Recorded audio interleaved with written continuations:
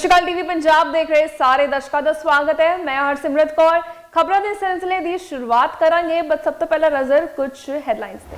2023 ਲਈ ਇਮੀਗ੍ਰੇਸ਼ਨ ਦੀ ਵੱਡੀ update. Immigration ਨਾਲ ਸੁਧਰ ਸਕਦੀ ਹੈ ਆਰਥਿਕ ਸਥਿਤੀ। ਕਲੀਨ BC ਪਲਾਨ ਦਾ ਕੰਮ ਲਗਾਤਾਰ ਜਾਰੀ। ਸਰਕਾਰ ਵੱਲੋਂ ਵਾਤਾਵਰਣ ਦੀਆਂ ਨਵੀਆਂ ਰਣਨੀਤੀਆਂ। ਜ਼ੁਕਾਮ ਅਤੇ ਫਲੂ ਦੀਆਂ ਦਵਾਈਆਂ ਦੀ ਹੋਈ ਘਾਟ, ਲੋਕਾਂ ਨੂੰ ਦਵਾਈ ਖਰੀਦਣ ਤੋਂ ਬਚਣ ਲਈ ਕਿਹਾ। ਮਹਿੰਗਾਈ ਦਾ ਖਤਰਨਾਕ ਰੂਪ ਆ ਰਿਹਾ ਸਾਹਮਣੇ। 2023 ਵਿੱਚ ਵੱਧ ਸਕਦੇ ਨੇ ਰੈਸਟੋਰੈਂਟਾਂ ਦੇ ਰੇਟ। ਤੇ ਰੁਕ ਕਰਦੇ ਹਾਂ ਪਹਿਲੀ ਖਬਰ ਦਾ। ਫੈਡਰਲ ਗਵਰਨਮੈਂਟ ਵੱਲੋਂ ਹੁਣ ਨਵੇਂ ਸਾਲ ਦੇ ਲਈ ਕੁਝ ਨਵੇਂ ਟੈਕਸਸ ਲਿਆਏ ਗਏ ਨੇ ਤੇ ਕੁਝ ਬਦਲਾਵ ਵੀ ਕੀਤੇ ਗਏ ਨੇ ਤੇ ਨਾਲ ਹੀ ਕੁਝ ਨਵੀਆਂ ਅਪਡੇਟਸ ਆਈਆਂ ਨੇ, ਜਿੱਥੇ ਪਤਾ ਲੱਗਿਆ ਹੈ ਕਿ ਫਰਸਟ ਹੋਮ ਸੇਵਿੰਗਸ ਅਕਾਊਂਟ ਨਾ ਸਿਰਫ ਪਹਿਲੀ ਵਾਰ ਕਾਰ ਖਰੀਦਣ ਵਾਲਿਆਂ ਲਈ ਹੈ, ਬਟ ਉਹਨਾਂ ਲਈ ਵੀ ਹੈ ਜੋ ਹਾਊਸਿੰਗ ਮਾਰਕੀਟ ਵਿੱਚ ਮੁੜ ਦੁਬਾਰਾ ਵਾਪਸ ਆਉਣਾ ਚਾਹੁੰਦੇ ਨੇ। ਦੇਖੋ ਇਹ ਖਾਸ ਰਿਪੋਰਟ। ਨਵੇਂ ਸਾਲ ਲਈ ਨਵੇਂ ਟੈਕਸ ਦੀ ਸ਼ੁਰੂਆਤ ਹੋਣ ਜਾ ਰਹੀ ਹੈ। ਉਪਾਵਾਂ ਵਿੱਚ ਨਵੇਂ ਘਰ ਖਰੀਦਦਾਰਾਂ ਲਈ ਟੈਕਸ ਪ੍ਰੋਤਸਾਹਨ ਅਤੇ ਗੈਰ ਨਿਵਾਸੀ ਜਾਇਦਾਦ ਮਾਲਕਾਂ ਉੱਤੇ ਟੈਕਸ ਸ਼ਾਮਿਲ ਹਨ। 2023 ਵਿੱਚ ਲਾਗੂ ਹੋਣ ਵਾਲੇ ਸੰਘੀ ਟੈਕਸਾਂ ਵਿੱਚ ਬਹੁਤ ਸਾਰੀਆਂ ਤਬਦੀਲੀਆਂ ਦਾ ਉਦੇਸ਼ ਕਿਫਾਇਤੀ ਰਿਹਾਇਸ਼ਾਂ ਦੀ ਸਪਲਾਈ ਨੂੰ ਵਧਾਉਣਾ ਹੈ। ਫੈਡਰਲ ਸਰਕਾਰ ਨੇ ਇਸ ਸਾਲ ਲਈ ਟੈਕਸਾਂ ਅਤੇ ਟੈਕਸ ਲਾਭਾਂ ਵਿੱਚ ਕਈ ਬਦਲਾਵ ਕੀਤੇ ਹਨ। ਇੱਕ first home savings account, home flipping ਉੱਤੇ ਇੱਕ ਵਧਿਆ ਹੋਇਆ ਟੈਕਸ ਅਤੇ ਅਣਵਰਤੇ ਜਾਂ ਘੱਟ ਵਰਤੋਂ ਵਾਲੇ ਮਕਾਨਾਂ ਉੱਤੇ ਟੈਕਸ ਹੁਣ ਪ੍ਰਭਾਵੀ ਨਵੇਂ ਉਪਾਵਾਂ ਵਿੱਚ ਹੋਣ। FHSA ਕੁਝ ਘਰੇਲੂ ਖਰੀਦਦਾਰਾਂ ਨੂੰ 5 ਸਾਲਾਂ ਵਿੱਚ $8,000 ਦੇ ਵੱਧ ਤੋਂ ਵੱਧ ਸਾਲਾਨਾ ਯੋਗਦਾਨ ਦੇ ਨਾਲ ਇੱਕ ਕਾਰ ਦੀ ਖਰੀਦ ਲਈ $40,000 ਤੱਕ ਦੀ ਬਚਤ ਕਰਨ ਦੀ ਇਜਾਜ਼ਤ ਦਿੰਦਾ ਹੈ।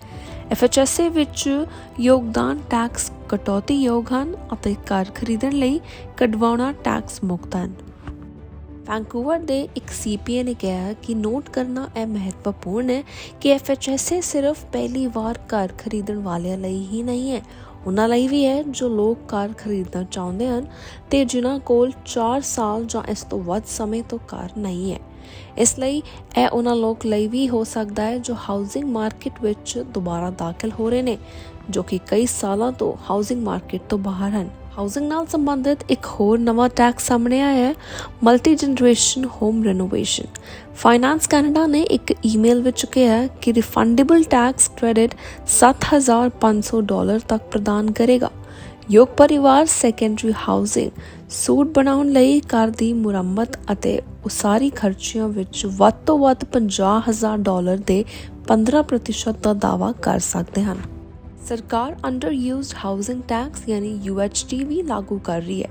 ਫਾਈਨਾਂਸ ਕੈਨੇਡਾ ਦਾ ਕਹਿਣਾ ਹੈ ਕਿ UHT ਇੱਕ ਰਾਸ਼ਟਰੀ ਸਾਲਾਨਾ ਹੈ ਅਤੇ 1% ਟੈਕਸ ਹੈ ਜੋ ਕੈਨੇਡਾ ਵਿੱਚ ਖਾਲੀ ਅਤੇ ਘੱਟ ਵਰਤੋਂ ਵਾਲੀ ਰਿਹਾਇਸ਼ੀ ਜਾਇਦਾਦ ਦੇ ਮੁੱਲ ਉੱਤੇ ਹੈ, ਜੋ ਸਿੱਧੇ ਜਾਂ ਅਸਿੱਧੇ ਤੌਰ ਉੱਤੇ ਗੈਰ ਨਿਵਾਸੀ ਗੈਰ ਕੈਨੇਡੀਅਨ ਦੀ ਮਲਕੀਅਤ ਹੈ।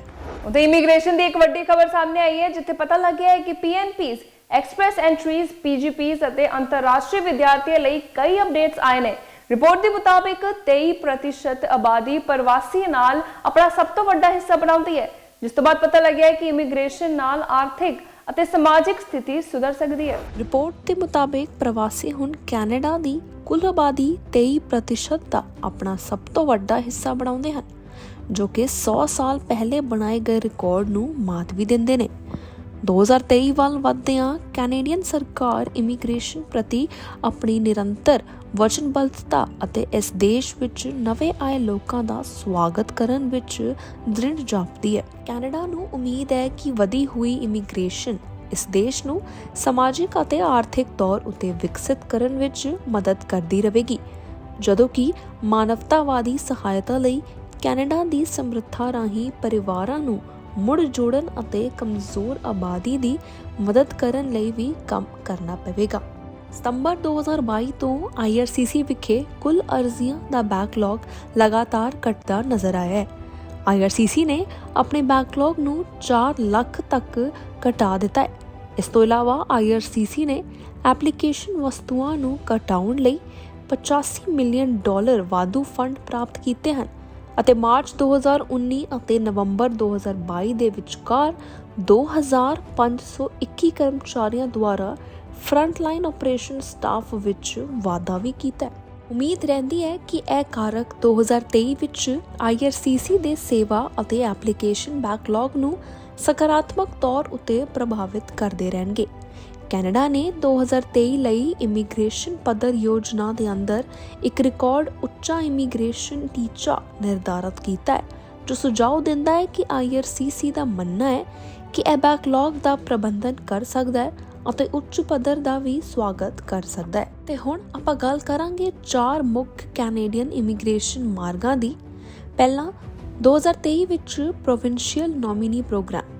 ਇਸ ਸਾਲ ਦੇ ਅੰਤ ਵਿੱਚ PNP ਕੈਨੇਡਾ ਦੇ ਪ੍ਰਮੁੱਖ ਇਮੀਗ੍ਰੇਸ਼ਨ ਮਾਰਗ ਵਜੋਂ ਐਕਸਪ੍ਰੈਸ ਐਂਟਰੀ ਨੂੰ ਪਿੱਛੇ ਛੱਡਣ ਲਈ ਬਿਲਕੁਲ ਤਿਆਰ ਹੈ। PNPs ਕੈਨੇਡਾ ਦੀ ਖਾਸ ਲੇਬਰ ਮਾਰਕੀਟ ਦੀ ਲੋੜਾਂ ਨੂੰ ਹੱਲ ਕਰਨ ਵਿੱਚ ਮਦਦ ਕਰਨ ਲਈ ਮਹੱਤਵਪੂਰਨ ਹਨ, ਜੋ ਦੇਸ਼ ਭਰ ਵਿੱਚ ਵਧੇਰੇ ਪ੍ਰਮੁੱਖ ਬਣ ਰਹੀਆਂ ਨੇ।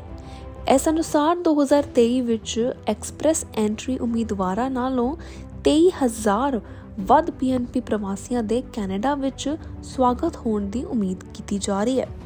ਦੂਜਾ, 2023 ਵਿੱਚ ਐਕਸਪ੍ਰੈਸ ਐਂਟਰੀ ਖਾਸ ਲੇਬਰ ਮਾਰਕੀਟ ਦੀਆਂ ਲੋੜਾਂ ਅਤੇ ਅੰਤਰਾਂ ਨੂੰ ਹੱਲ ਕਰਨ ਦੀ ਕੈਨੇਡਾ ਦੀ ਇੱਛਾ ਨੂੰ ਹੋਰ ਮਜ਼ਬੂਤ ਕਰਦੇ ਹੋਏ IRCC ਤੋਂ 2023 ਵਿੱਚ ਟਾਰਗੇਟਡ ਐਕਸਪ੍ਰੈਸ ਐਂਟਰੀ ਡਰਾਅ ਪੇਸ਼ ਕੀਤੇ ਜਾਣ ਦੀ ਉਮੀਦ ਹੈ। ਇਸ ਡਰਾਅ ਲਾਗੂ ਕਰਨ ਲਈ ਸੱਦਾ ਦੇਣ ਦੀ ਬਜਾਏ ਉਮੀਦਵਾਰ CRS ਕੋਰਸ ਉਹਨਾਂ ਉਮੀਦਵਾਰਾਂ ਨੂੰ ਨਿਸ਼ਾਨਾ ਬਣਾਉਣਗੇ ਜਿਨ੍ਹਾਂ ਕੋਲ specific occupational experience, language skills ਅਤੇ ਐਜੂਕੇਸ਼ਨਲ ਬੈਕਗ੍ਰਾਉਂਡ ਨੇ। ਤੀਜਾ, 2023 ਵਿੱਚ ਪੇਰੈਂਟਸ ਅਤੇ ਗ੍ਰੈਂਡ ਪੇਰੈਂਟਸ ਦਾ ਪ੍ਰੋਗਰਾਮ। 2023 ਵਿੱਚ ਕੈਨੇਡਾ ਪਰਿਵਾਰ ਦੇ ਮੁੜ ਏਕੀਕਰਨ ਲਈ ਵਚਨਬੱਧ ਰਹੇਗਾ। ਇਹ ਕੈਨੇਡਾ ਦੇ parents and grandparents program ਯਾਨੀ PGP ਦੀ ਲੋਕਪ੍ਰਿਯਤਾ ਤੋਂ ਸਪਸ਼ਟ ਹੁੰਦਾ ਹੈ। PGP ਹੋਰ ਇਮੀਗ੍ਰੇਸ਼ਨ ਮਾਰਗਾਂ ਜਿਵੇਂ ਕਿ ਸੁਪਰ ਵੀਜ਼ਾ ਦੇ ਨਾਲ ਮਿਲਾ ਕੇ ਕੈਨੇਡਾ ਦੀ ਨਵੀਨਤਾ ਇਮੀਗ੍ਰੇਸ਼ਨ ਪੱਧਰੀ ਯੋਜਨਾ ਦੇ ਅਨੁਸਾਰ ਅਗਲੇ ਸਾਲ 28,000 ਤੋਂ ਵੱਧ ਨਵੇਂ ਆਉਣ ਵਾਲਿਆਂ ਦਾ ਸਵਾਗਤ ਕਰੇਗਾ। ਚੌਥਾ, 2023 ਵਿੱਚ ਅੰਤਰਰਾਸ਼ਟਰੀ ਵਿਦਿਆਰਥੀ। ਅਕਤੂਬਰ ਵਿੱਚ IRCC ਨੇ ਕੈਨੇਡਾ ਵਿੱਚ ਅੰਤਰਰਾਸ਼ਟਰੀ ਵਿਦਿਆਰਥੀਆਂ ਲਈ ਆਪਣੇ ਆਫ ਕੈਂਪਸ ਕੰਮ ਦੇ ਘੰਟਿਆਂ ਦੀ ਨੀਤੀ ਵਿੱਚ ਇੱਕ ਸੋਧ ਦੀ ਘੋਸ਼ਣਾ ਕੀਤੀ ਸੀ। 15 ਨਵੰਬਰ 2022 ਤੋਂ 2023 ਦੇ ਅੰਤ ਤੱਕ ਅੰਤਰਰਾਸ਼ਟਰੀ ਵਿਦਿਆਰਥੀ ਜੋ ਕੈਨੇਡਾ ਵਿੱਚ ਹਨ ਅਤੇ ਉਹਨਾਂ ਦੇ ਅਧਿਐਨ ਪਰਮਿਟ ਵਿੱਚ ਕੈਂਪਸ ਤੋਂ ਬਾਹਰ ਕੰਮ ਕਰਨ ਦਾ ਅਧਿਕਾਰ ਹੈ, ਉਹਨਾਂ ਨੂੰ ਕਲਾਸ ਸੈਸ਼ਨ ਦੌਰਾਨ ਕੈਂਪਸ ਤੋਂ ਬਾਹਰ 20 ਘੰਟੇ ਪ੍ਰਤੀ ਹਫ਼ਤੇ ਕੰਮ ਕਰਨ ਦੀ ਇਜਾਜ਼ਤ ਦਿੱਤੀ ਜਾਵੇਗੀ। ਕੈਨੇਡਾ ਨੂੰ ਮਜ਼ਦੂਰਾਂ ਦੀ ਘਾਟ ਨਾਲ ਬਿਹਤਰ ਢੰਗ ਨਾਲ ਨਜਿੱਠਣ ਵਿੱਚ ਮਦਦ ਕਰਨ ਲਈ ਤਿਆਰ ਕੀਤਾ ਗਿਆ, ਕਿਉਂਕਿ ਕੈਨੇਡਾ ਨੂੰ ਇਤਿਹਾਸਿਕ ਮਜ਼ਦੂਰਾਂ ਦੀ ਘਾਟ ਅਤੇ ਇੱਕ ਬੇਰੁਜ਼ਗਾਰੀ ਦਰ ਦੇ ਇਤਿਹਾਸਿਕ ਮਾਪਦੰਡਾਂ ਅਨੁਸਾਰ ਘੱਟ ਹੈ ਇਹਦਾ ਸਾਹਮਣਾ ਕਰਨਾ ਪੈਂਦਾ ਹੈ। ਇਹ ਤਬਦੀਲੀ ਸੰਭਾਵਿਤ ਤੌਰ ਉਤੇ 10 ਲੱਖ ਅੰਤਰਰਾਸ਼ਟਰੀ ਵਿਦਿਆਰਥੀਆਂ ਵਿੱਚੋਂ ਅੱਧੇ ਤੋਂ ਵੱਧ ਵਿਦਿਆਰਥੀਆਂ ਨੂੰ ਉਹਨਾਂ ਦੀਆਂ ਕਲਾਸਾਂ ਵਿੱਚ ਹਾਜ਼ਰ ਹੋਣ ਦੌਰਾਨ ਵਧੇਰੇ ਘੰਟੇ ਕੰਮ ਕਰਨ ਦੀ ਇਜਾਜ਼ਤ ਦੇਵੇਗੀ। ਹੁਣ ਅਤੇ ਅਗਲੇ ਸਾਲ ਦੇ ਅੰਤ ਦੇ ਵਿਚਕਾਰ ਇਮੀਗ੍ਰੇਸ਼ਨ ਕੈਨੇਡਾ ਦੀ ਆਬਾਦੀ ਅਤੇ ਲੇਬਰ ਫੋਰਸ ਨੂੰ ਮਹੱਤਵਪੂਰਨ ਤੌਰ ਉੱਤੇ ਲਾਭ ਪਹੁੰਚਾਉਂਦੀ ਹੈ, ਜੋ ਕਿ 2023 ਵਿੱਚ ਜਾਰੀ ਰਹਿਣੀ ਚਾਹੀਦੀ ਹੈ। ਉਦਾਹਰਣ ਲਈ PNPs ਅਤੇ ਐਕਸਪ੍ਰੈਸ ਐਂਟਰੀ ਡਰਾਅ ਦੋਵਾਂ ਰਾਹੀਂ ਕੈਨੇਡਾ ਵਿੱਚ ਨਵੇਂ ਆਉਣ ਵਾਲਿਆਂ ਦੀ ਸੰਭਾਵਿਤ ਵਾਧਾ ਕੈਨੇਡਾ ਨੂੰ ਮੌਜੂਦਾ ਸਮੇਂ ਵਿੱਚ ਦੇਸ਼ ਦੀ ਲੇਬਰ ਬਾਜ਼ਾਰ ਵਿੱਚ ਰੁਕਾਵਟ ਪਾਉਣ ਵਾਲੇ ਦਬਾਅ ਤੋਂ ਬਾਹਰ ਪਾਉਣ ਦੀ ਇਜਾਜ਼ਤ ਦੇ ਸਕਦੀ ਹੈ।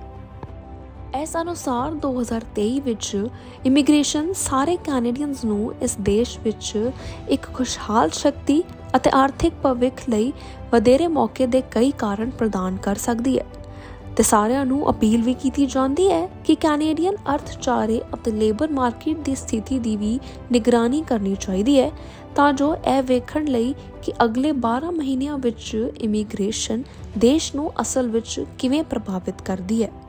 ਤੇ ਉੱਥੇ ਕਲੀਨ BC ਦਾ ਪਲਾਨ ਜ਼ੋਰਾਂ ਉੱਤੇ ਚੱਲ ਰਿਹਾ ਹੈ। ਜੀ ਹਾਂ, ਸਰਕਾਰਾਂ ਵੱਲੋਂ ਕਈ ਕਦਮ ਲਿੱਤੇ ਜਾ ਰਹੇ ਨੇ ਵਾਤਾਵਰਣ ਨੂੰ ਸੁਧਾਰਨ ਲਈ, ਜਿੱਥੇ ਸਰਕਾਰ ਪ੍ਰਦੂਸ਼ਣ ਨੂੰ ਘਟਾਉਣ ਲਈ ਸਕਾਈ ਟ੍ਰੇਨਸ ਦੀ ਸੇਵਾਵਾਂ ਵਿੱਚ ਵੀ ਤਬਦੀਲੀ ਕਰ ਸਕਦੀ ਹੈ ਤਾਂ ਜੋ ਲੋਕੀ ਪਬਲਿਕ ਟ੍ਰਾਂਜ਼ਿਟਸ ਦੀ ਵਰਤੋਂ ਜ਼ਿਆਦਾ ਕਰਨ। ਤੇ ਨਾਲੇ ਉਹਨਾਂ ਵੱਲੋਂ ਇਹ ਕੋਸ਼ਿਸ਼ ਵੀ ਜਾਰੀ ਹੈ ਕਿ ਫੋਸਿਲ ਫਿਊਲ ਗੱਡੀਆਂ ਨੂੰ ਛੱਡ ਕੇ ਲੋਕੀ ਇਲੈਕਟ੍ਰਿਕ ਗੱਡੀਆਂ ਦਾ ਇਸਤੇਮਾਲ ਜ਼ਿਆਦਾ ਕਰਨ। 2023 ਵਿੱਚ ਬਹੁਤ ਸਾਰੀਆਂ ਨਵੀਆਂ ਵਾਤਾਵਰਣ ਨੀਤੀਆਂ ਦੀ ਉਮੀਦ ਕੀਤੀ ਜਾ ਰਹੀ ਹੈ, ਜਿਵੇਂ ਕਿ ਸੰਸਾਰ ਜਲਵਾਯੂ ਅਤੇ ਵਾਤਾਵਰਣ ਸੰਕਟਾਂ ਨਾਲ ਜੂਝਣਾ ਜਾਰੀ ਰੱਖ ਰਿਹਾ ਹੈ। ਗਲੋਬਲ ਵਾਰਮਿੰਗ ਦੇ ਅਕਸਰ ਅਤੇ ਗੰਭੀਰ ਪ੍ਰਭਾਵ ਨੇ এনवायरमेंट ਨੂੰ ਪਹਿਲਾਂ ਹੀ ਕਾਫੀ ਨੁਕਸਾਨ ਪਹੁੰਚਾਇਆ। ਇੱਕ ਸੰਘੀ ਵਾਅਦਾ ਹੈ ਜੋ BC ਵਿੱਚ ਕੁਦਰਤੀ ਗੈਸ ਸੈਕਟਰ ਨੂੰ ਪ੍ਰਭਾਵਿਤ ਕਰੇਗਾ। ਕੈਨੇਡਾ ਦੇ ਵਾਤਾਵਰਣ ਮੰਤਰੀ ਸਟੀਵਨ ਨੇ ਕਿਹਾ ਕਿ ਇਹ ਕੈਪ ਅਗਲੇ ਸਾਲ ਦੇ ਅੰਤ ਤੱਕ ਤਿਆਰ ਹੋ ਜਾਵੇਗੀ। ਇਸ ਬਸੰਤ ਵਿੱਚ ਡਰਾਫਟ ਨਿਯਮਾਂ ਦੀ ਉਮੀਦ ਹੈ। ਹਾਲਾਂਕਿ ਮਾਰਚ ਵਿੱਚ ਪ੍ਰਕਾਸ਼ਿਤ ਨਿਕਾਸੀ ਕਟੌਤੀ ਯੋਜਨਾ ਨੇ 2030 ਵਿੱਚ 110 ਮਿਲੀਅਨ ਟਨ ਦੇ ਤੇਲ ਅਤੇ ਗੈਸ ਲਈ ਇੱਕ ਅਸਥਾਈ ਨਿਕਾਸ ਦਾ ਟੀਚਾ ਨਿਰਧਾਰਤ ਕੀਤਾ ਹੈ। ਕੈਨੇਡਾ 2030 ਤੱਕ ਸਾਰੇ ਖੇਤਰਾਂ ਵਿੱਚ 2005 ਦੇ ਪੱਧਰਾਂ ਤੋਂ 40 ਤੋਂ 45% ਤੱਕ ਨਿਕਾਸ ਨੂੰ ਘਟਾਉਣ ਦਾ ਟੀਚਾ ਰੱਖਦਾ ਹੈ। ਤੇਲ ਅਤੇ ਗੈਸ ਉਤਪਾਦਨ ਤੋਂ ਨਿਕਾਸ ਕੈਨੇਡਾ ਦੇ ਲਗਭਗ 1/4 ਹਿੱਸੇ ਦਾ ਹੈ। ਕੈਨੇਡੀਅਨ ਕਲਾਈਮੇਟ ਇੰਸਟੀਚਿਊਟ ਦੇ ਪ੍ਰਧਾਨ ਰਿਕ ਸਮਿਥ ਨੇ ਕਿਹਾ ਕਿ ਉਹਨਾਂ ਨੇ ਕੈਨੇਡਾ ਦੀ ਨਿਕਾਸੀ ਘਟਾਉਣ ਦੀ ਯੋਜਨਾ ਦਾ ਮੁਲਾਂਕਣ ਕੀਤਾ ਅਤੇ ਇਸ ਸਿੱਟੇ ਵਿੱਚ ਪਹੁੰਚੇ ਕਿ ਜੇਕਰ ਸਰਕਾਰ ਯੋਜਨਾ ਦੇ ਵੇਰਵਿਆਂ ਨੂੰ ਲਾਗੂ ਕਰਦੀ ਹੈ ਤਾਂ ਦੇਸ਼ ਆਪਣੇ 2030 ਨਿਕਾਸੀ ਘਟਾਉਣ ਦੇ ਟੀਚਿਆਂ ਨੂੰ ਪੂਰਾ ਕਰਨ ਵਿੱਚ ਰਾਹ ਵਿੱਚ ਆ ਜਾਵੇਗਾ। ਪ੍ਰੀਮੀਅਰ ਡੇਵਿਡ ਏਬੀ ਨੇ ਹਾਲ ਹੀ ਵਿੱਚ ਕਿਹਾ ਹੈ ਕਿ ਉਹ ਜੈਵਿਕ ਈਂਧਨ ਦੇ ਬੁਨਿਆਦੀ ਢਾਂਚੇ ਦਾ ਵਿਸਤਾਰ ਕਰਨਾ ਜਾਰੀ ਨਹੀਂ ਰੱਖ ਸਕਦੇ ਅਤੇ ਆਪਣੇ ਜਲਵਾਯੂ ਟੀਚਿਆਂ ਨੂੰ ਪੂਰਾ ਨਹੀਂ ਕਰ ਸਕਦੇ। ਹਾਲਾਂਕਿ ਜਲਵਾਯੂ ਵਕੀਲਾਂ ਦਾ ਕਹਿਣਾ ਹੈ ਕਿ ਜਦੋਂ ਇਹ ਨਵੇਂ LNG ਪਲਾਂਟਾਂ ਨੂੰ ਸ਼ੁਰੂ ਕਰ ਰਿਹਾ ਹੈ ਤਾਂ ਇਹ ਆਪਣੇ ਨਿਕਾਸੀ ਟੀਚਿਆਂ ਨੂੰ ਕਿਵੇਂ ਪੂਰਾ ਕਰਨ ਦੀ ਯੋਜਨਾ ਬਣਾਉਂਦੇ ਨੇ, ਇਸ ਵਿੱਚ ਸਪਸ਼ਟ ਪਾੜਾ ਰਹਿੰਦਾ ਹੈ। ਐਬੀ ਦਾ ਇਹ ਵੀ ਕਹਿਣਾ ਹੈ ਕਿ ਇਸ ਟੀਚੇ ਨੂੰ ਕਿਵੇਂ ਪੂਰਾ ਕੀਤਾ ਜਾਵੇਗਾ, ਇਸ ਬਾਰੇ ਇੱਕ ਯੋਜਨਾ 2023 ਵਿੱਚ ਉਮੀਦ ਕੀਤੀ ਜਾ ਸਕਦੀ ਹੈ। BC ਵਿੱਚ ਮਨਜ਼ੂਰੀ ਲਈ 5 ਪ੍ਰਸਤਾਵਿਤ LNG ਪ੍ਰੋਜੈਕਟ ਹਨ, ਪਰ ਵਾਤਾਵਰਣ ਦੇ ਵਕੀਲਾਂ ਦਾ ਕਹਿਣਾ ਹੈ ਕਿ ਜੇਕਰ ਇਹ BC ਦੀ ਕਲੀਨ BC ਕਲਾਈਮੇਟ ਚੇਂਜ ਜਵਾਬਦੇਹੀ ਰਿਪੋਰਟ ਦੁਆਰਾ ਪੁਸ਼ਟੀ ਕੀਤੀ ਗਈ ਹੈ ਤਾਂ 2025 ਅਤੇ 2030 ਦੇ ਟੀਚਿਆਂ ਨੂੰ ਪੂਰਾ ਕਰਨਾ ਅਸੰਭਵ ਹੋ ਜਾਵੇਗਾ। ਰਿਪੋਰਟ ਦਰਸਾਉਂਦੀ ਹੈ ਕਿ BC ਆਪਣੇ 2025 ਦੇ ਟੀਚੇ ਨੂੰ 15% ਤੱਕ ਗੁਆਉਣ ਦੇ ਰਾਹ ਵਿੱਚ ਹੈ ਅਤੇ 2030 ਦੇ ਟੀਚੇ ਤੋਂ ਘੱਟ ਜਾਵੇਗਾ।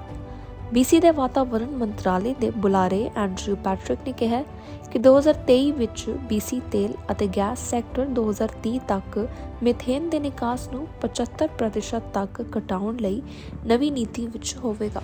ਸਰਕਾਰ 2030 ਤੱਕ ਸਪੇਸ ਅਤੇ ਵਾਟਰ ਹੀਟਿੰਗ ਲਈ ਨਵੇਂ ਮਾਪਦੰਡਾਂ ਨੂੰ ਯਕੀਨੀ ਬਣਾਉਂਦੀ ਹੈ ਅਤੇ BC ਵਿੱਚ ਸਾਰੀਆਂ ਨਵੀਆਂ ਇਮਾਰਤਾਂ ਨੂੰ ਯਕੀਨੀ ਬਣਾਉਣਗੀਆਂ। ਇਸ ਲਈ ਇੱਕ ਸਵੱਛ ਆਵਾਜਾਈ ਕਾਰਜ ਯੋਜਨਾ ਪੇਸ਼ ਕਰਨ ਦਾ ਵੀ ਵਾਅਦਾ ਕਰਦੀ ਹੈ। 2030 ਤੱਕ ਕੋਈ ਕਾਰਬਨ ਪ੍ਰਦੂਸ਼ਣ ਨਹੀਂ ਛੱਡੇਗਾ। ਸਰਕਾਰਾਂ ਵੱਲੋਂ ਪ੍ਰਦੂਸ਼ਣ ਨੂੰ ਘਟਾਉਣ ਲਈ ਸਕਾਈ ਟ੍ਰੇਨਸ ਦੀ ਸਰਵਿਸਿਜ਼ ਵੀ ਵਧਾ ਦਿੱਤੀ ਜਾਵੇਗੀ, ਜਿੱਥੇ ਡਾਇਰੈਕਟ ਟ੍ਰੇਨ UBC ਤੱਕ ਅਤੇ ਸਰੀ ਲੈਂਗਲੀ ਲਈ ਵੀ ਜਾਰੀ ਕੀਤੀ ਜਾਵੇਗੀ। ਇਸ ਤੋਂ ਇਲਾਵਾ ਸਰਕਾਰ ਵੱਲੋਂ ਟਰਾਂਸਪੋਰਟੇਸ਼ਨ ਨੂੰ ਸੁਧਾਰਨ ਲਈ ਲਗਾਤਾਰ ਕੰਮ ਜਾਰੀ ਰਹੇਗਾ, ਜਿਹਦੇ ਵਿੱਚ ਉਹ ਕੋਸ਼ਿਸ਼ ਕਰ ਰਹੇ ਨੇ ਕਿ ਲੋਕੀ ਫੋਸਿਲ ਫਿਊਲ ਗੱਡੀਆਂ ਨੂੰ ਛੱਡ ਕੇ ਇਲੈਕਟ੍ਰਿਕ ਗੱਡੀਆਂ ਦਾ ਇਸਤੇਮਾਲ ਕਰਨ। It has been a very, very devastating beginning to the summer of 2021. We remember vividly the fires of 2017 and 2018. They did not accompany a heat dome that led to the deaths of many British Columbians because of our inability to better prepare for the climate future that we all need to live in. We're already making, as you know, through Clean BC, significant investments getting people out of fossil fuel cars and into electric vehicles, significant expansions of our public transit systems in collaboration with the federal government. We're seeing the Broadway line making its way all the way to UBC. Santa will be happy to hear that. As well as, of course, our recent announcement just last week of the Surrey-Langley SkyTrain system, which will help again reduce our emissions and get us back on track to meet the objectives that we must meet collectively, not just as British Columbians and Canadians, but as world citizens to meet the challenges of our time. Change is measured globally. Its impact are felt locally. And here in BC, we understand and live this reality. BC has recently had record high and extreme temperatures, not just for BC, but for all of Canada, causing hundreds of health-related deaths, as well as everything from intense forest fires to localized flood advisories. The message could not be clearer. Climate change is real. With a typical daytime population of over 80,000 people, we have transformed UBC's campus into a living lab to trial and showcase city-scale technologies and solutions in transportation, housing, energy production, among many others. And UBC researchers are working with partners in British Columbia, Canada, and around the world to produce the discoveries and innovations we need to adapt our own behaviors and to restore our planet, with notable strengths in hydrogen energy, carbon capture and reuse, advanced materials for clean energy, biofuels, and bioproducts.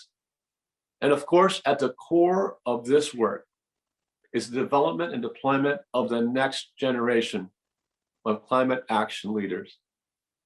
Every year, over 11,000 graduates leave UBC to enter the workforce, and increasingly, many are choosing to work in areas directly tied to climate action.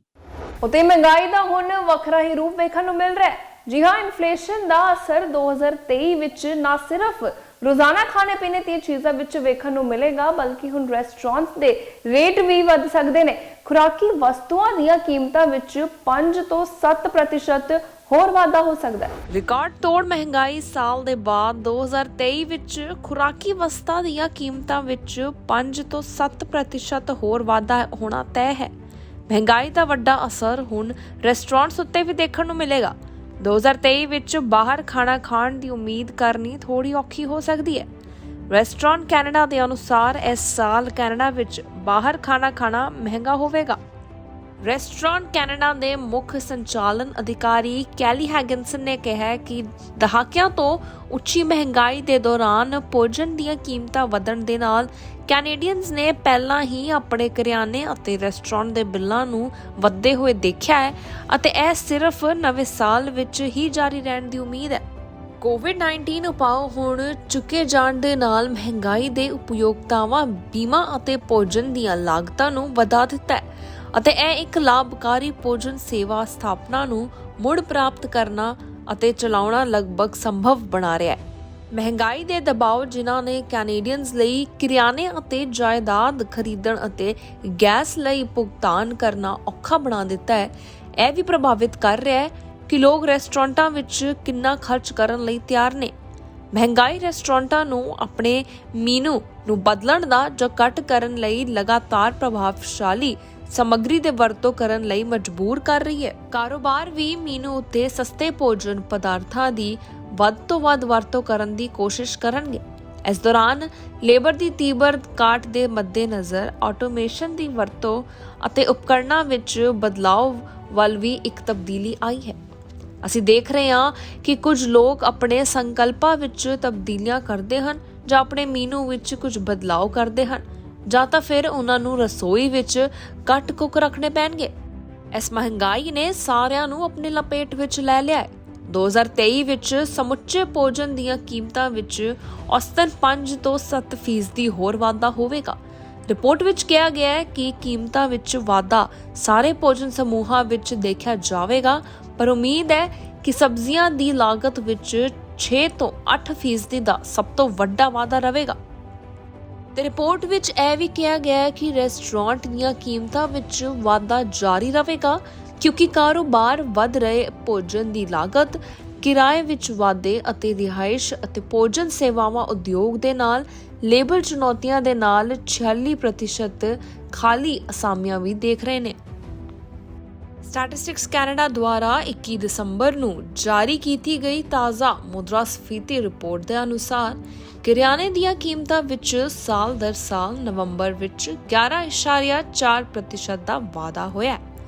ਪਿਛਲੇ ਸਾਲ Canada ਵਿੱਚ ਭੋਜਨ ਦੀਆਂ ਕੀਮਤਾਂ ਵਿੱਚ ਵਾਧਾ ਹੋਇਆ ਸੀ ਕਿਉਂਕਿ ਪਿਛਲੇ ਸਾਲ ਆਲਮੀ ਸਪਲਾਈ ਲੜੀ ਦੀਆਂ ਲੰਮੀ ਸਮੱਸਿਆਵਾਂ ਦੇ ਕਾਰਨ ਕੋਵਿਡ-19 ਮਹਾਮਾਰੀ ਅਤੇ ਯੂਕਰੇਨ ਉੱਤੇ ਰੂਸ ਦਾ ਚੱਲ ਰਿਹਾ ਹਮਲਾ ਬਹੁਤ ਜ਼ਿਆਦਾ ਮੌਸਮੀ ਸਥਿਤੀਆਂ ਦਾ ਵੀ ਪ੍ਰਭਾਵ ਪਿਆ ਹੈ ਕਿਉਂਕਿ ਭੋਜਨ ਉਤਪਾਦਨ ਵਿੱਚ ਵਿਘਨ ਪੈਣ ਨਾਲ ਘੱਟ ਉਤਪਾਦਨ ਹੋ ਰਹੇ ਨੇ। ਉਤੇ BC ਵਿੱਚ ਫਾਰਮਾਸਿਸਟ ਦਾ ਕਹਿਣਾ ਹੈ ਕਿ ਜ਼ੁਕਾਮ ਅਤੇ ਫਲੂ ਦੀਆਂ ਦਵਾਈਆਂ ਦੀ ਉਹਨਾਂ ਕੋਲ ਘਾਟ ਹੁੰਦੀ ਜਾ ਰਹੀ ਹੈ ਅਤੇ ਲੋਕਾਂ ਨੂੰ ਸਲਾਹ ਦੇ ਰਹੇ ਨੇ ਕਿ ਦਵਾਈ ਖਰੀਦਣ ਤੋਂ ਇਸ ਵੇਲੇ ਬਚ ਕੇ ਰਹਿਣ।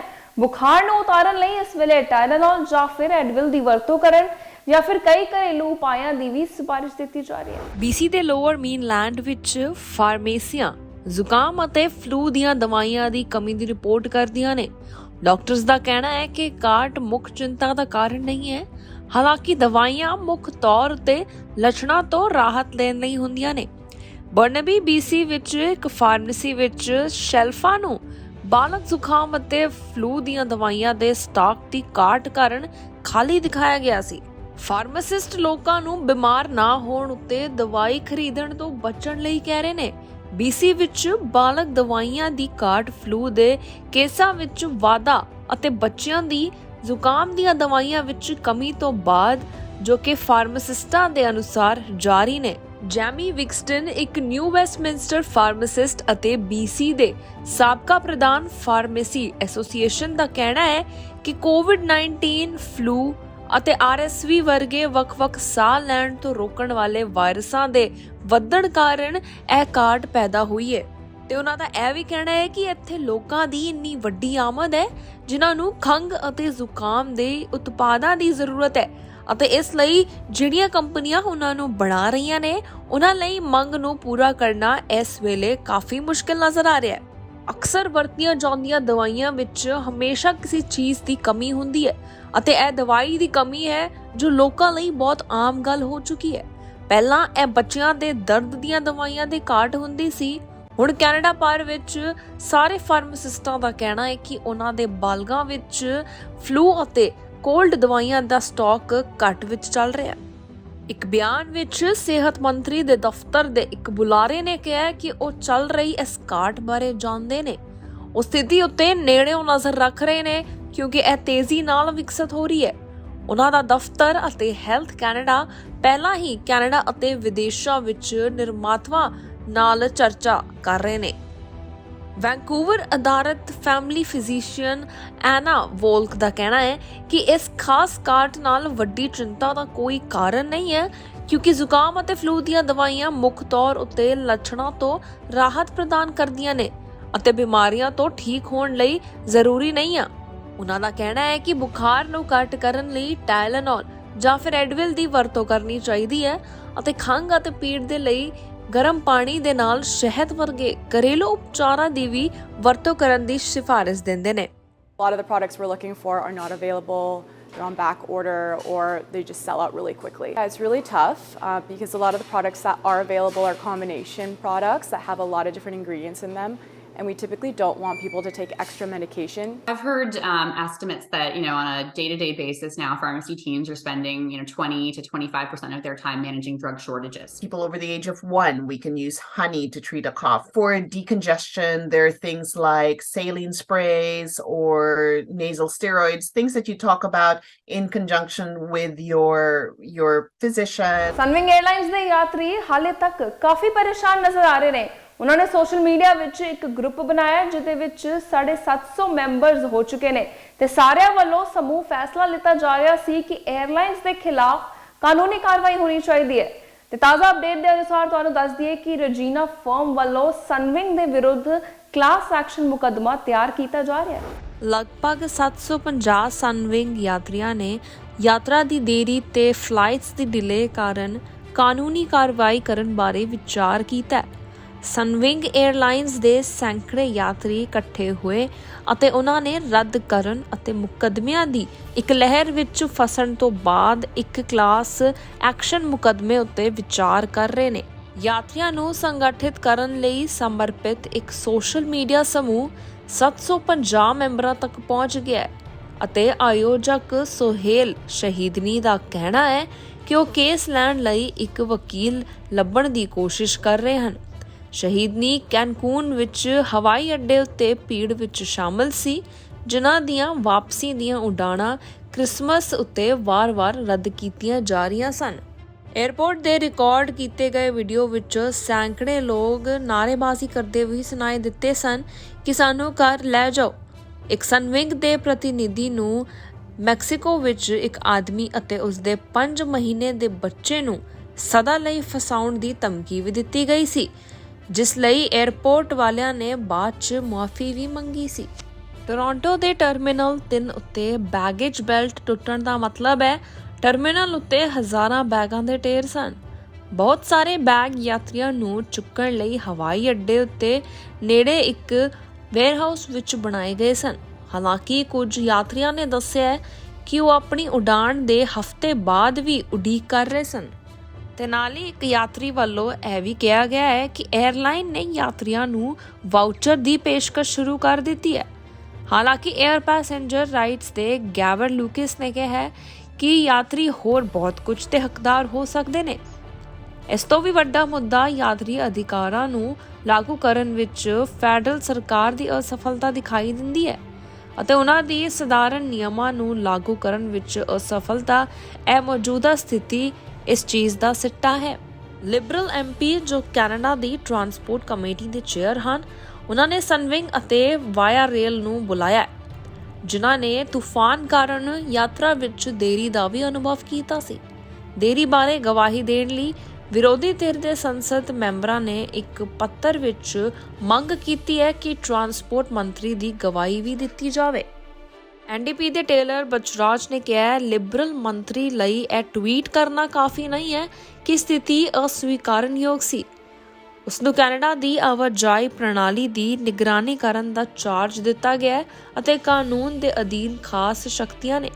ਜੇਕਰ ਕੋਈ ਯਾਤਰੀਆਂ ਦੀ ਸੁਰੱਖਿਆ ਲਈ ਕੁਝ ਕਰ ਸਕਦਾ ਹੈ ਤੇ ਉਹ ਆਪ ਖੁਦ ਨੇ। ਤੇ ਉੱਤੇ BC ਦੇ ਵਸਨੀਕਾਂ ਲਈ ਇੱਕ ਚੰਗੀ ਖਬਰ ਸਾਹਮਣੇ ਆਈ ਹੈ, ਜਿੱਥੇ ਵਿੱਤ ਮੰਤਰਾਲੇ ਵੱਲੋਂ ਕਿਹਾ ਗਿਆ ਕਿ ਲੋਕਾਂ ਨੂੰ ਕਾਸਟ ਆਫ ਲਿਵਿੰਗ ਕ੍ਰੈਡਿਟ ਦਿੱਤਾ ਜਾਵੇਗਾ ਤੇ ਸੂਬੇ ਵੱਲੋਂ ਵੀ ਐਲਾਨ ਕੀਤਾ ਗਿਆ ਹੈ ਕਿ 20 ਜਨਵਰੀ ਤੋਂ ਬਾਅਦ BC ਫੈਮਿਲੀ ਬੈਨੀਫਿਟ ਪੇਮੈਂਟਸ ਵੀ ਪ੍ਰਦਾਨ ਕੀਤੇ ਜਾਣਗੇ। ਬਹੁਤ ਸੇ ਬ੍ਰਿਟਿਸ਼ ਕੋਲੰਬੀਆ ਦੇ ਲੋਕ ਜਲਦ ਹੀ ਆਪਣੇ ਬੈਂਕ ਖਾਤਿਆਂ ਵਿੱਚ ਥੋੜਾ ਜਿਹਾ ਵਾਧੂ ਪੈਸਾ ਦੇਖਣਗੇ। ਜੀ ਹਾਂ, ਵਿੱਤ ਮੰਤਰਾਲੇ ਨੇ ਕਿਹਾ ਹੈ ਕਿ caste of living credit BC ਦੇ 85 ਲੋਕਾਂ ਨੂੰ ਦਿੱਤਾ ਜਾਵੇਗਾ। ਵਸਨੀਕ ਕ੍ਰੈਡਿਟ ਪ੍ਰਤੀ ਬਾਲਗ $164 ਅਤੇ ਪ੍ਰਤੀ ਬੱਚਾ $41 ਤੱਕ ਪ੍ਰਦਾਨ ਕੀਤਾ ਜਾਵੇਗਾ। ਪ੍ਰੀਮੀਅਰ ਡੇਵਿਡ ਐਬੀ ਦੁਆਰਾ ਨਵੀਨਤਾ ਲਾਗਤ ਆਫ ਲਿਵਿੰਗ ਕ੍ਰੈਡਿਟ ਦੀ ਘੋਸ਼ਣਾ ਕੀਤੀ ਗਈ ਸੀ। ਵਿੱਤ ਮੰਤਰੀ ਕੈਟਰੀਨ ਕੌਨਰੋਏ ਦਾ ਕਹਿਣਾ ਹੈ ਕਿ ਬ੍ਰਿਟਿਸ਼ ਕੋਲੰਬੀਆ ਦੇ ਬਜਟ ਪਹਿਲਾਂ ਹੀ ਵਧੇ ਹੋਏ ਨੇ ਅਤੇ ਕ੍ਰੈਡਿਟ ਵਧੀਆਂ ਲਾਗਤਾਂ ਦਾ ਮੁਕਾਬਲਾ ਕਰਨ ਵਿੱਚ ਮਦਦ ਕਰ ਸਕਦਾ ਹੈ। ਉਹ ਜਾਣਦੇ ਨੇ ਕਿ ਇਹ ਸਾਰੇ ਬਿੱਲਾਂ ਨੂੰ ਕਵਰ ਨਹੀਂ ਕਰੇਗਾ, ਪਰ ਉਮੀਦ ਹੈ BC ਅਫੋਰਡੇਬਿਲਿਟੀ ਕ੍ਰੈਡਿਟ ਤੋਂ ਇਹ ਥੋੜਾ ਜਿਹਾ ਵਾਧੂ ਦਬਾਅ ਨੂੰ ਘੱਟ ਕਰਨ ਵਿੱਚ ਮਦਦ ਕਰੇਗਾ। ਨਵੰਬਰ 2022 ਤੱਕ BC ਦਾ ਖਪਤਕਾਰ ਮੂਲ ਸੂਚਕ ਅੰਕ 2021 ਦੇ ਉਸੇ ਸਮੇਂ ਦੇ ਮੁਕਾਬਲੇ 7.2% ਵੱਧ ਸੀ। ਨਵੰਬਰ ਵਿੱਚ BC ਅਫੋਰਡੇਬਿਲਿਟੀ ਕ੍ਰੈਡਿਟ ਦੇ ਨਾਲ-ਨਾਲ ਐਬੀ ਨੇ $100 BC ਹਾਈਡਰੋ ਕ੍ਰੈਡਿਟ ਦੀ ਵੀ ਘੋਸ਼ਣਾ ਕੀਤੀ ਸੀ। ਉਪਯੋਗਤਾ ਸੇਵਾ ਦਾ ਕਹਿਣਾ ਹੈ ਕਿ ਕ੍ਰੈਡਿਟ ਦਸੰਬਰ ਵਿੱਚ ਗ੍ਰਾਹਕਾਂ ਦੇ ਬਿੱਲਾਂ ਉੱਤੇ ਆਪਣੇ ਆਪ ਲਾਗੂ ਹੋ ਗਿਆ ਸੀ। ਸੂਬੇ ਦਾ ਕਹਿਣਾ ਹੈ ਕਿ ਪਰਿਵਾਰਾਂ ਨੂੰ 20 ਜਨਵਰੀ ਨੂੰ BC ਫੈਮਿਲੀ ਬੈਨੀਫਿਟ ਪੇਮੈਂਟਸ ਵੀ ਪ੍ਰਾਪਤ ਹੋਣਗੇ। 3 ਭੁਗਤਾਨ ਜਨਵਰੀ, ਫਰਵਰੀ ਅਤੇ ਮਾਰਚ ਵਿੱਚ ਭੇਜੇ ਜਾਣਗੇ। ਹਰ ਮਹੀਨੇ ਪ੍ਰਤੀ ਬੱਚੇ ਲਈ $58.33 ਤੱਕ ਵਾਧੂ ਮੁਹੱਈਆ ਕਰਵਾਏ ਜਾਣਗੇ।